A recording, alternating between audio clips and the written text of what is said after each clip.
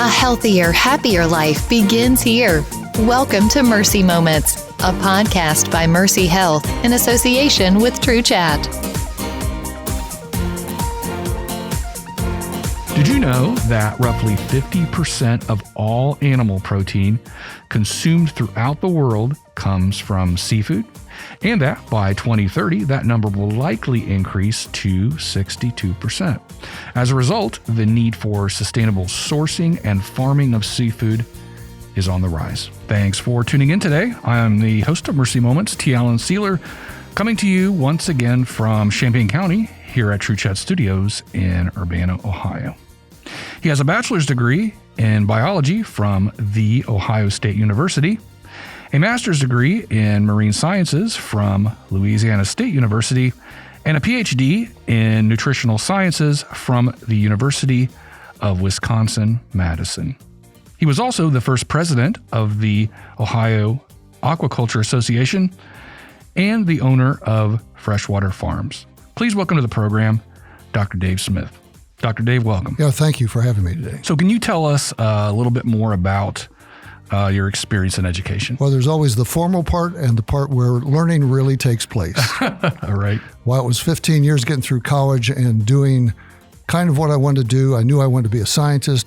Actually was going to go into horticulture, but in my early days at Ohio State, went through a German magazine and they were doing fish farming and greenhouses. Really? And it kind of combined two interests of mine. So I decided to go for aquatic emphasis and things like that. That led me into aquaculture programs. So were you originally from this area? I'm from Urbana, born in Clark County, but raised in Urbana. So, it was my dream to get out and hit the coast. And when I had the first chance to go to Louisiana, had never been there before, thought, great, I'm going to be on the coast.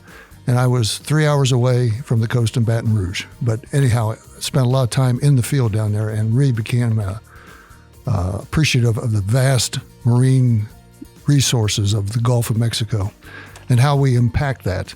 And while we're down there looking at comparing the differences between commercial shrimp farming and what was new then, inland types of shrimp farming. Sure. So it was one of those things we found out it cost 3 times the energy to catch wild shrimp as to farm it intensively on land. And that kind of put me into, okay, we need to go back inland instead of trying to do things on the coast. And that really sent me not only closer to home, but back up to Wisconsin where they had an existing aquaculture program and ended up doing nutritional science major. Not too many people doing fish feed nutrition. So I was kind of the oddball in the basement with tanks and things like that. But it was a great university and gave me a good preparation for starting my own place because the lab facility was actually off campus and we had to build everything. I see. And so that was a great, very large institutional research center. But so that was a big help for me to move back to my hometown, find a place where we could do what I learned we could do in indoor fish farming, where we recirculate the water. That was the new thing. So what made you finally build your own aqua farm? My dad found this abandoned chicken farm just north of my hometown and said, look at all this space, 60,000 square feet of buildings, concrete floors, and it was cheap because it was run down. It was in bad shape. At that time in the early 80s, poultry farming was moving out of Ohio to Georgia and all those places. It's since moved back to Ohio because it's got too hot down there.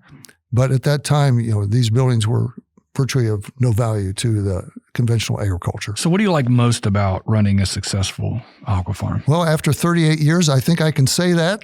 A lot of years of up and down and small starts. We just basically tried a lot of things, all the way from, how far can I stack these concrete blocks with a plastic liner before they fall over from the water? Right. Well, I could go 2 layers. Okay, well, so our first layout was doing something like that. But my father's an engineer, and he really, we worked together as a team to come up with some new ways of doing it. And we developed a farmer-friendly, inexpensive way of doing it indoors. We were actually the first in the world to be able to do it raising rainbow trout because they're a very fussy species. Everybody was raising other more tolerant fish.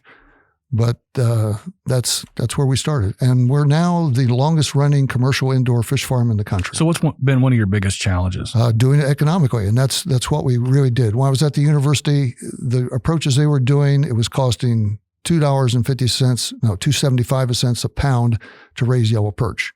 And a perch was worth $1.25 at that time. So you can't make it up on margins there.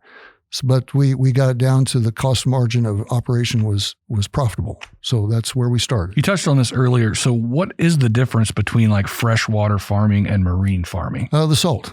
There's really the way that the industry has developed today, there's saltwater indoor, inland, as well as freshwater, because we recycle so much of the water. There's even saltwater shrimp farms now in Ohio and Indiana that basically recycle 100% of their water. So they can raise virtually any species. And that's true of the industry. There's hundreds of species that are being raised. What types of technology had to be developed to make freshwater farming more sustainable? There were a lot of technologies out there, most of them based on engineered wastewater treatment type technologies. And they tended to be very expensive, lots of expensive pieces of equipment. We went the other route. What can we do that does the same thing, but on a cost-effective and simple to use and build? I see. Our sophisticated processes use pea gravel, cut up field tile, and concrete blocks. So is the demand for aqua farming truly increasing? No reason to think it's the only way we have to go. I mean, captive fisheries, wild fisheries plateaued about 10 years ago, and it's starting to decline.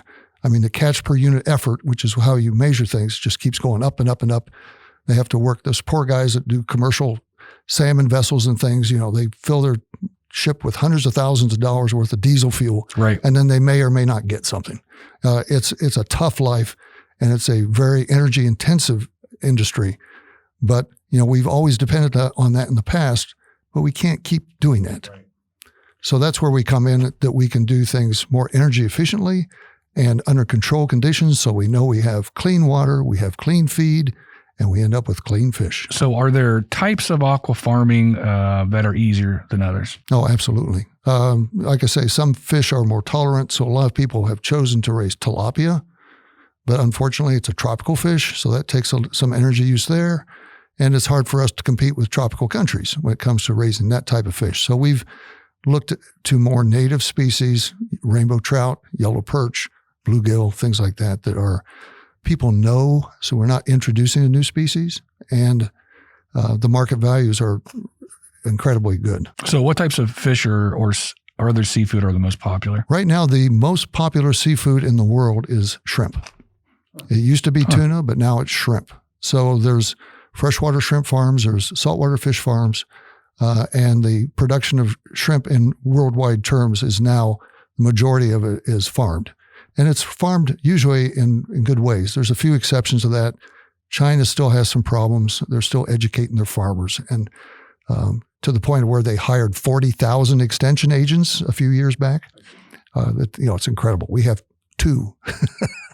But it's a different situation. We're a lot more sophisticated in this country as far as regulations and making sure things are done well. So are there types of seafood that don't translate well into aqua farming? Like, is there certain things that you found that just don't work well? Yeah, there certainly are. I mean, there's a lot of interest in raising what I would call fast food fish, not fast food restaurant, but fast fish, like tuna, mahi, fish, pelagic fish that are used to swimming at great speeds all the time. So those are more challenging. So how does aeration factor in? I noticed on your website, you touch on aeration quite a bit. Oh yeah. Well, that's when you're providing the environment for the fish, the number one first limiting factor is oxygen. So we aerate our tanks so we can have more in a tank. The second thing is ammonia, and that's where our filters, biofilter systems with the pea gravel and things foster the good bacteria that convert all those waste so it's not toxic to the fish, and then we can keep using the water. It also allows us to reuse heated water. So it allows us to pick different species, different, whether it's a cold water species or cool water or a warm water. So how do you get the right balance? The balance is pretty much, we've developed a system that, especially after the first 6 months and it's matured, it's very stable. So we really are depending on these natural processes that adapt and create that equilibrium of and you have to monitor how much you're feeding. And we basically let the fish tell us how they're feeling.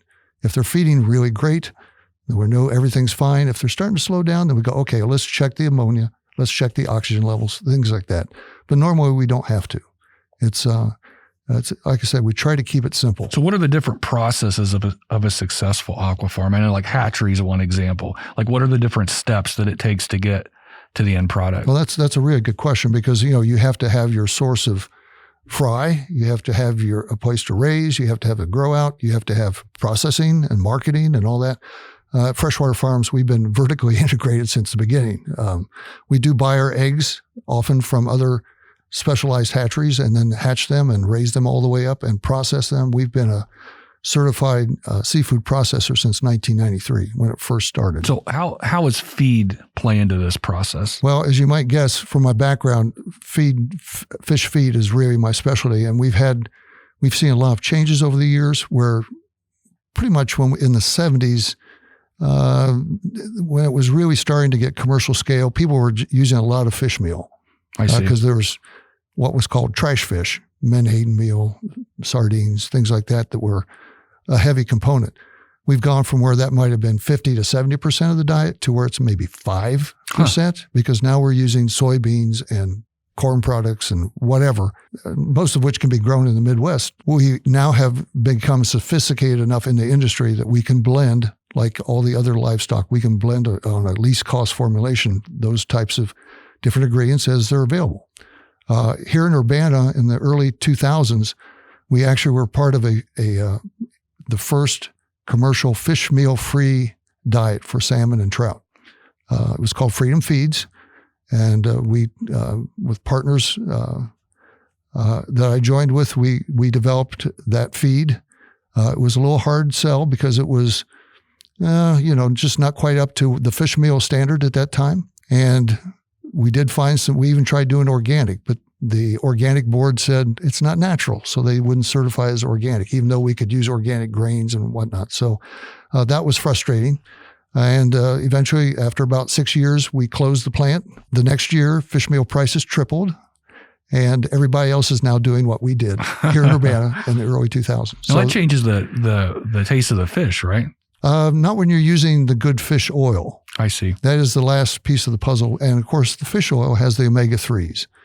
They're so essential, not only for us, but for the fish as well. And those are all originally derived from microalgae production in the ocean or wherever, or in freshwater systems even. But that is, there's now different plant sources of omega-3s. There's people are making omega-3s with fermentation of bacteria that have been modified to produce that. I mean, there's a lot of new things going, but right now we pretty much depend on the fish oil that is providing that healthy fraction of the diet. So what are some important aspects of aquafarming that people often overlook? I think probably the first thing, especially in this country, is they get a lot of bad information. And part of that is there was some confusion in the Northwest with wild salmon and farm salmon. And there was basically it was started by the wild salmon people who were having to market theirs at 3 times the price as the farmed. So they were taking a big hit, and it happened within just a few years. But there was a lot of stuff that was put out there about, this has more contamination than the other. And they were arguing about 20 versus 60 parts per billion of this, that, the other. And the safety limit was 2,000 parts per billion. So it was a false argument. Both of them are fine. The wild salmon is great. Farm salmon is fine too. And the other thing that comes with that is they've been told that farmers use antibiotics and hormones, and that's totally illegal. No one uses that in this country.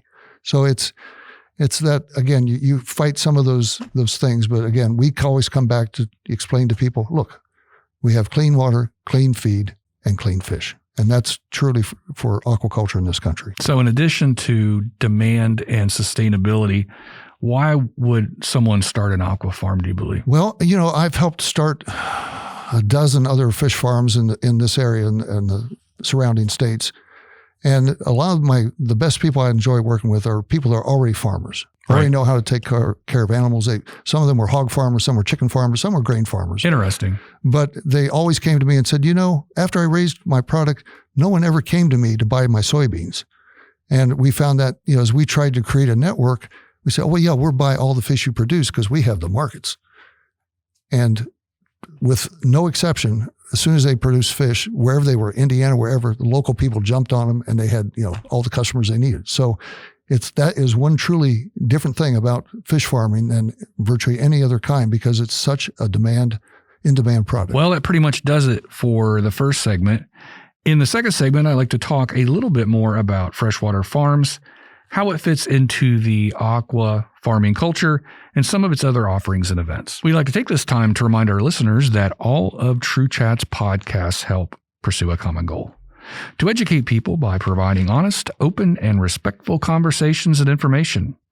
To learn more about Mercy Moments, listen to the recap at the end of the program, and to search for previous episodes or find ways to listen, please visit us at mercymoments.org.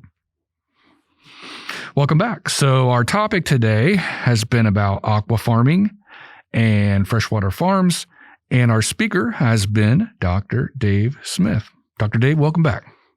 Here I am.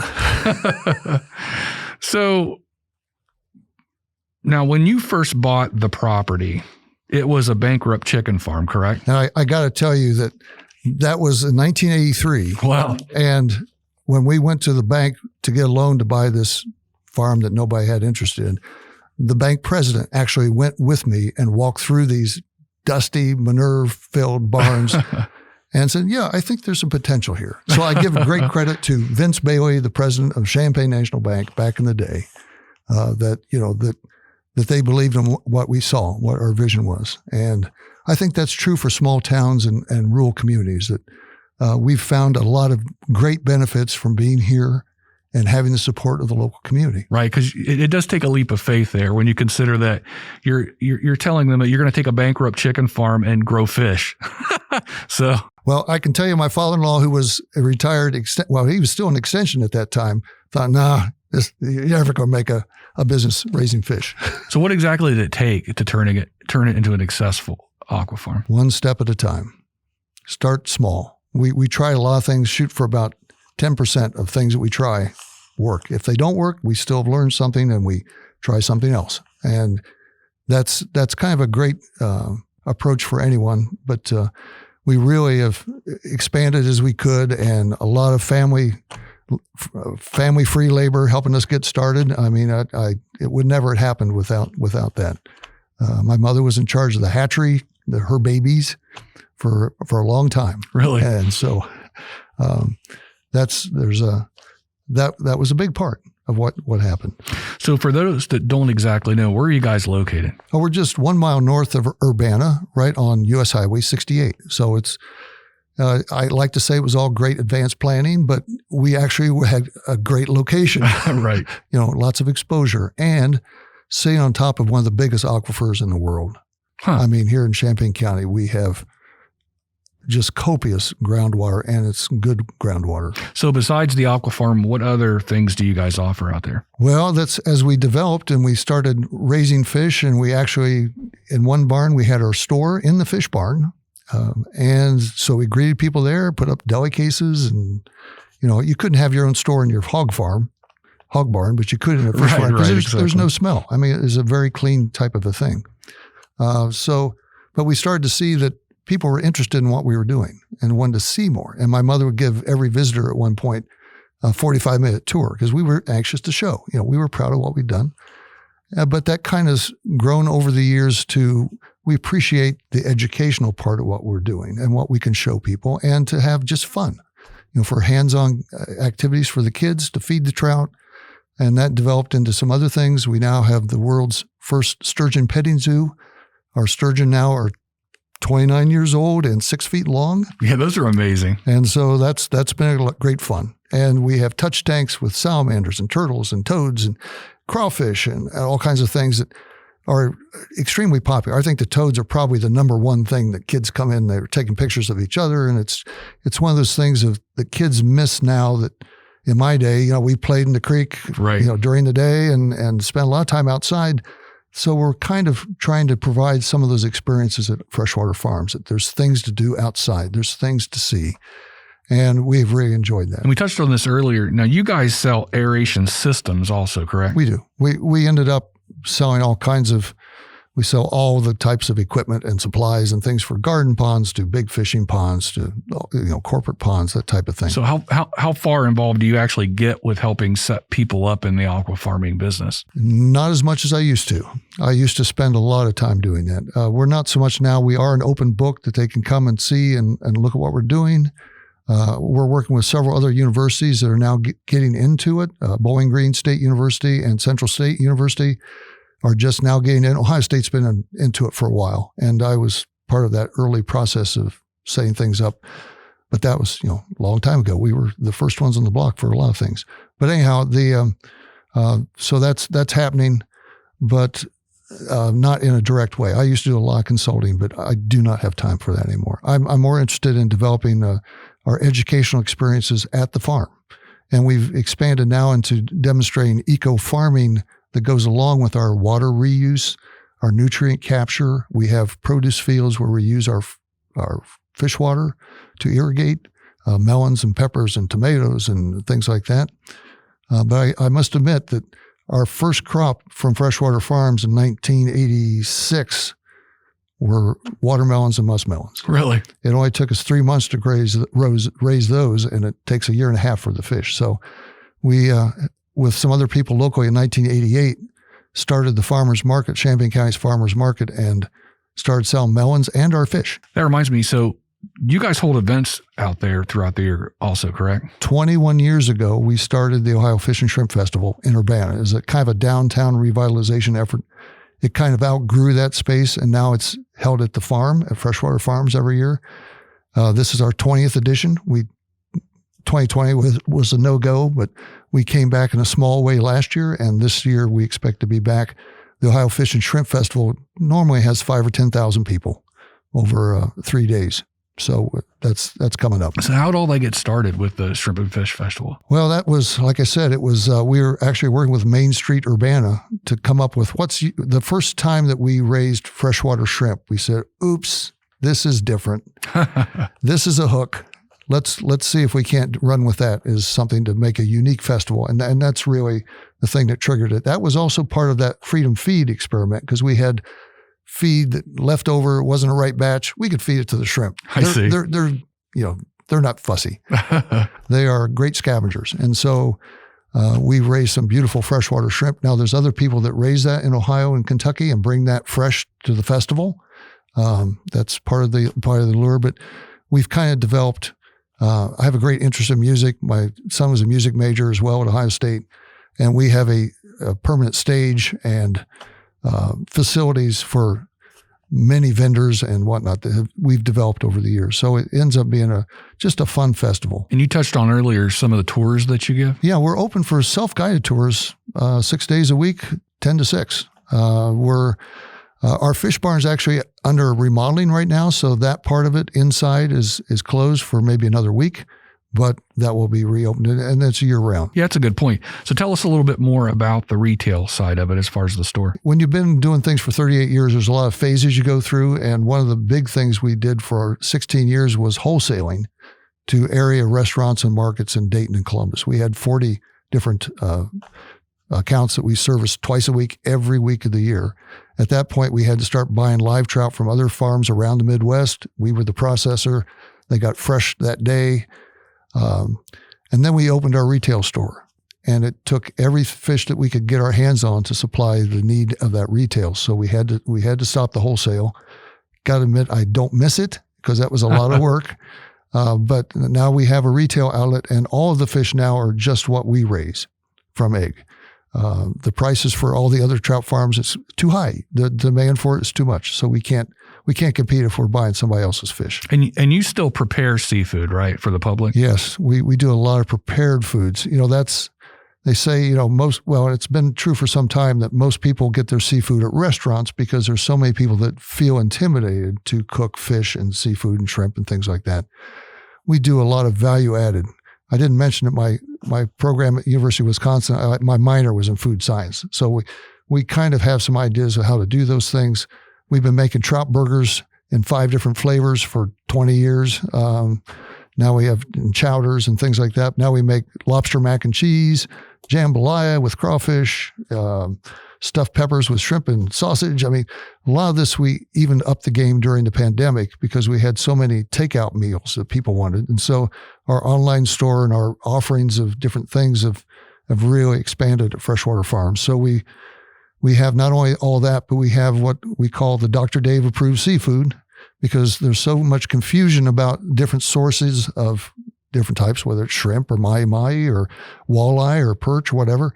And so we offer them this. We vetted, we know this was done right. It's clean stuff. It's been done sustainably. And we work hard to get that. It's like some of the tilapia. We make sure it's only from Costa Rica, not China, and things like that. But walleye is all Canadian walleye, and it's really great stuff. So there's a lot of different products we sell that flesh out our seafood department. And then we have, all the other departments for local art, local, produce things, honeys and jams and all those local beers and wines. And so it's really has developed now. And my wife is in charge of the store.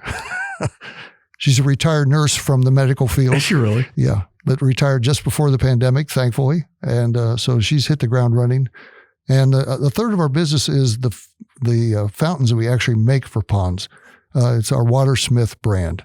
My son's actually in charge of that, and we've been doing that now for almost 20 years. So it's become very sophisticated, and we offer a lot of lower cost alternatives for pond aeration and decorative fountains and lights and all that type of thing. And you guys have a website also, correct? Yeah, it's very simple. We've had it for a long time. fwfarms.com. So are there any other ways to get a hold of you guys? Well, you can always call us. We have an 800 number, 1-800-634-7434, or our regular number is 937-652-3701. And we love talking to you and go from there. But like I say, our store is open 6 days a week, 10 to 6. Just close on Sundays. Well, that pretty much does it for the program today. A quick reminder, our goal here at Mercy Moments is to promote local resources, awareness, and involvement. Therefore, if you have any questions or comments related to past episodes or have suggestions for future programs, please contact us at taceyler@mercy.com. That's capital TACEYLER@mercy.com. Again, I'd like to thank my guest today, Dr. Dave Smith, for being here. You can listen to Mercy Moments on TrueChat via Spotify, Apple Podcasts, Stitcher, or anywhere else fine podcasts are found.